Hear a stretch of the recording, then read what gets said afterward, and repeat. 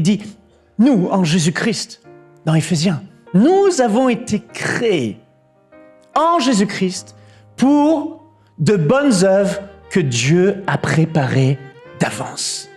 Dieu a des œuvres, des plans, des projets dans lesquels il a prévu de te faire rentrer et il les a prévus d'avance. Tu n'es pas le fruit du hasard. Chacun de nous avons reçu des talents, certains beaucoup de talents, d'autres peu de talents. Mais ces talents ne sont pas en nous par hasard. Dieu les a mis spécifiquement pour un but, pour accomplir des œuvres qu'il a préparées d'avance pour nous.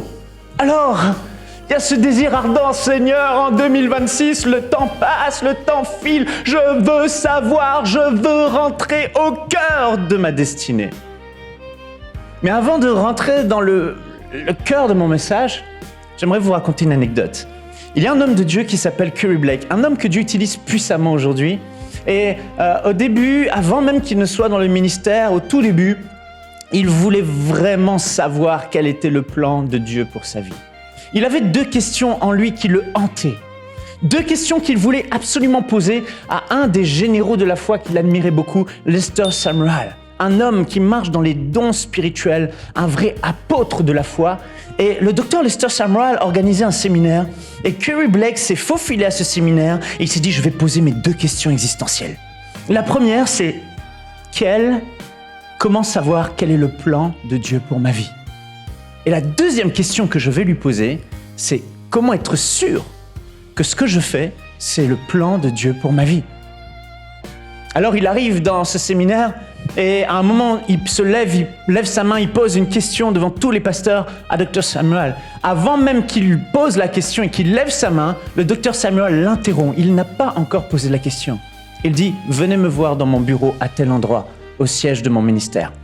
Alors Curry Blake ne pose pas sa question, il va dans cette région lointaine, il va voir Lester Sumrall, il rentre dans son bureau, la secrétaire l'accueille, il le fait rentrer dans le bureau de Lester Sumrall, et dès qu'il franchit la porte du bureau de Lester Sumrall, l'Esprit de Dieu remplit Lester Sumrall, et il dit, vous êtes venus pour 2 questions, n'est-ce pas? La première, vous voulez savoir quel est le plan de Dieu pour votre vie, et voici ce que le Saint-Esprit vous dit. Lis ta Bible.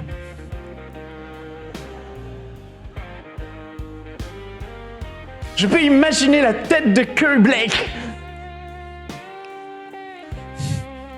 Il dit, tu es venu pour une 2e question, n'est-ce pas? Curry Blake dit oui.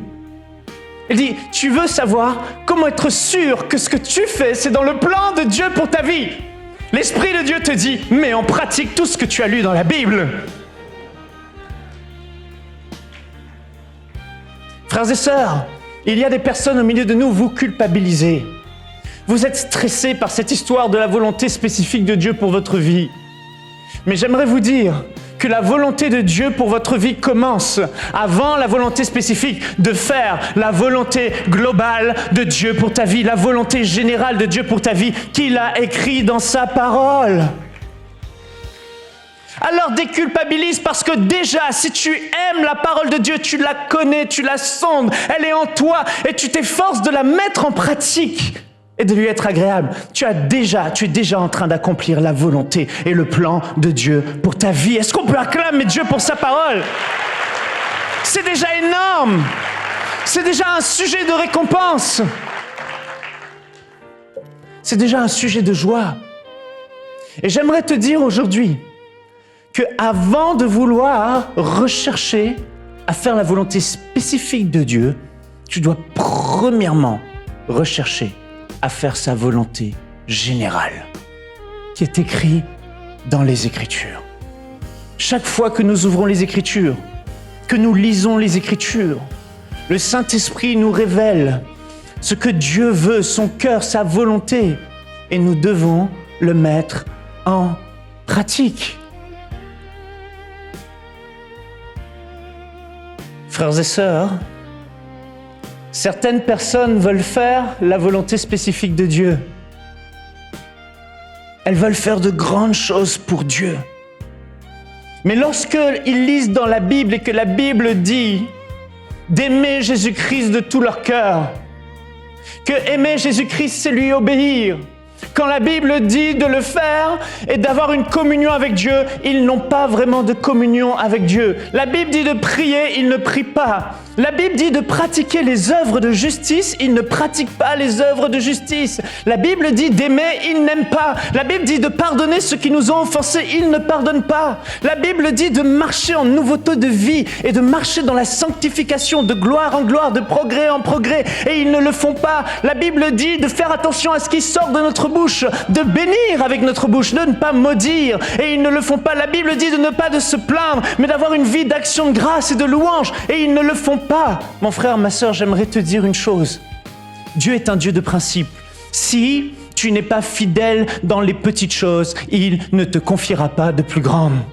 Si tu n'es pas fidèle dans sa volonté générale, comment veux-tu que Dieu te fasse entrer dans sa volonté spécifique? C'est alors que tu seras fidèle à avoir et à aimer les Écritures et fidèlement à essayer de les mettre en pratique. C'est alors que Dieu va pouvoir dire, c'est bon, il a le cœur, il est disposé, il est prêt à pouvoir entrer dans des choses plus spécifiques.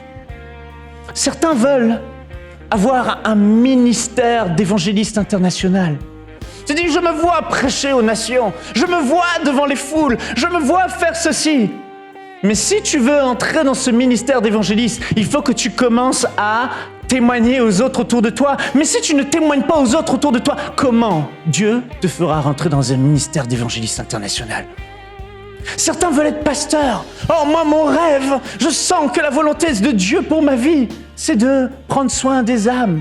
Mais mon frère, ma sœur, si les gens autour de toi qui sont dans le besoin, jamais tu ne t'arrêtes pour les aimer, pour les consoler, pour prendre soin d'eux, comment veux-tu entrer dans cet appel pastoral que tu crois que Dieu a en réserve pour toi?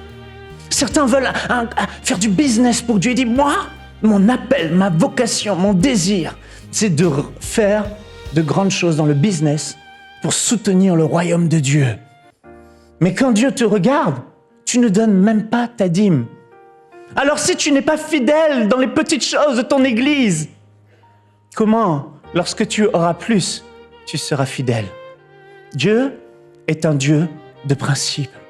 Certains veulent leur propre ministère, leur propre projet. Oh, je veux rentrer là, c'est mon appel. C'est ce que Dieu veut pour moi et je veux être à la tête de ça. Ah, c'est mon ministère, c'est mon projet. Mais j'aimerais te dire que Dieu est un Dieu de principe. Si tu n'es pas fidèle à ce qui est à autrui, comment Dieu te donnera ce qui est prévu pour toi? Dieu t'observe. Il va observer comment tu gères les affaires d'autrui. Il va observer comment tu sers les leaders dans lesquels tu es. Dans lequel tu es planté dans l'église. Il va observer comment tu sers à ton travail, ton patron. Il va observer si tu es fidèle dans les choses qui sont à autrui pour pouvoir ensuite te donner celles qui sont prévues pour toi. Alors, c'est une introduction, mais elle est ô combien importante. Si tu n'es pas fidèle dans les petites choses, Dieu ne te confiera pas de plus grandes. Si tu n'es pas fidèle dans ce qui est à autrui, Dieu ne te confiera pas ce qui est à toi. Alors, la volonté spécifique de Dieu commence par là, par appliquer la parole. Où en es-tu avec la parole? Que fais-tu avec juste ce verset? Quelle gloire y a-t-il à aimer ceux qui nous aiment? Mais moi, je vous dis, aimez vos ennemis. T'en es où avec ce verset? Est-ce que tu l'as dominé depuis longtemps? Est-ce que tu l'as appliqué? Est-ce que tu l'appliques? Ou est-ce que l'offense est encore dans ton cœur? Avant de chercher la volonté spécifique, assure-toi d'accomplir sa volonté générale. Amen. Vous me suivez? Est-ce que c'est silencieux parce que votre cœur est travaillé ou c'est silencieux parce que... Ouais, c'est ça. Merci Marie. Merci. Alléluia, je reçois. Aujourd'hui, j'ai eu à cœur de regarder ensemble l'appel de Moïse et tirer des leçons à partir de l'appel de Moïse. On va rentrer dans la volonté et le plan spécifique de Dieu pour notre vie, pour votre vie, et comment l'histoire de Moïse nous enseigne des grands principes pour que Dieu nous révèle sa volonté spécifique. Vous savez, il n'y a que Dieu qui peut savoir exactement ce à quoi tu es spécifiquement appelé et quel est ton couloir